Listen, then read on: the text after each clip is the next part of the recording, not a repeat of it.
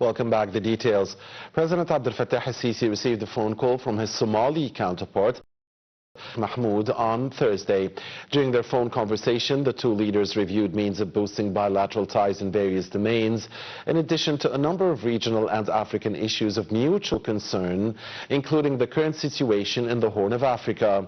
Presidential spokesman Ahmed Fahmy said the two leaders expressed their keenness on boosting bilateral ties and expanding horizons of cooperation in light of the brotherly ties binding the two nations. Fahmy said they further expressed their keenness on guaranteeing the security and stability of the Red Sea region and the Strait of Aden. The two presidents rejected any unilateral measures that could harm the stability of the Red Sea region, calling for exerting efforts that aim to achieve stability and development for the peoples of the region. He confirmed Egypt's support to Somalia's security and stability, as well as its full sovereignty over its lands amid security and developmental challenges. And President al-Sisi met with the new head of the State Council, Councillor Ahmed Abdel Hamid, and the new head of the Administrative Prosecution Authority, Councillor Abdul Radi Ahmed Siddiq, on Thursday. The pair took oath before President al-Sisi, who wished them success. The president stressed the significance of continuing to work to consolidate the foundations of the state law, which is based on justice, equality, and the guaranteeing of the rights in accordance with the constitution and law. The head of state praised the law of judicial institutions in protecting the rights of citizens and preserving the interests of the people. Meanwhile, the president awarded first-class Order of the Republic to Councillor Aidel Fahim Azab, the former head of the State Council, and Councillor Hafiz Ahmed Abbas, the former head of the Administrative Prosecution Authority. On the occasion of the new Hijri year 1446, President al-Sisi received a cable of congratulations from Prime Minister Mustafa Madbouli on Thursday. In his message, the Premier asserted that this occasion embodies most elevated meanings of sacrifice for the sake of spreading the principles of Islam. The Prime Minister continue working and exerting all efforts to push forward the development and construction to achieve a prosperous future for the Egyptian people. Dr. Madbouli also congratulated the Grand Imam of Al-Azhar, Dr. Ahmed al-Tayyib, on the occasion, wishing him all health and success, and the great people of Egypt and the Islamic nation all progress, elevation and prosperity. Also, President al-Sisi received another congratulatory message from Minister of Interior Mahmoud Tawfiq, wishing him all success and good health and for Egypt's promotion and prosperity. The Minister of Interior said the occasion carries great lessons which are considered incentives to continue efforts aimed at securing Egypt and defending its acquisitions through sacrifice, goodwill and determination.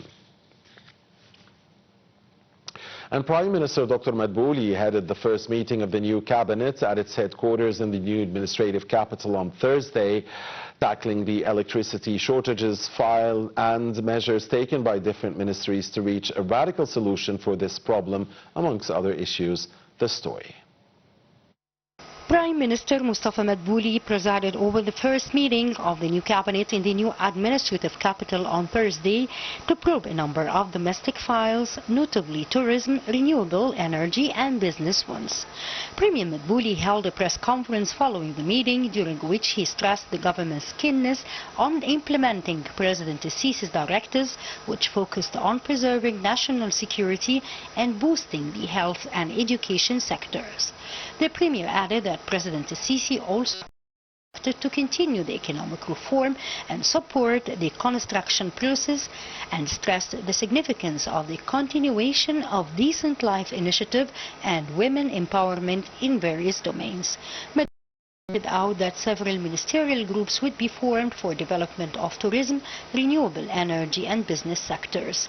He further stressed the government's keenness on implementing the National Dialogue's recommendations.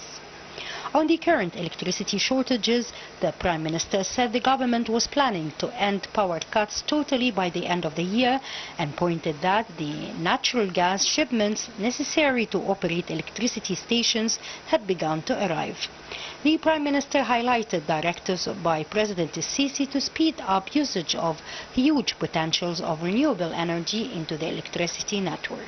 He stressed the necessity of working on rationalizing electricity consumption as well as facing stealing of electricity phenomena and other haphazard violations of law.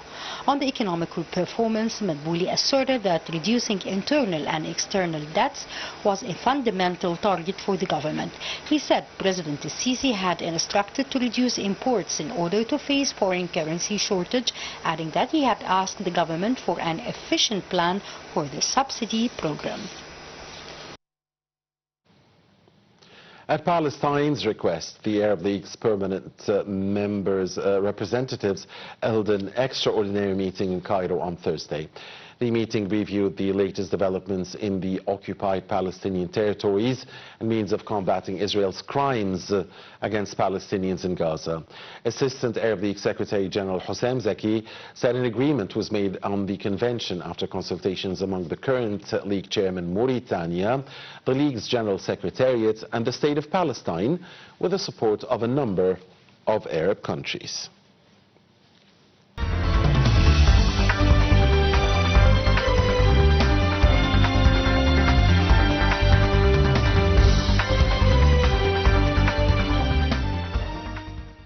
Details as the Egyptian stock market indices collectively edged higher at the close on Thursday, boosted by purchasing operations by foreign investors.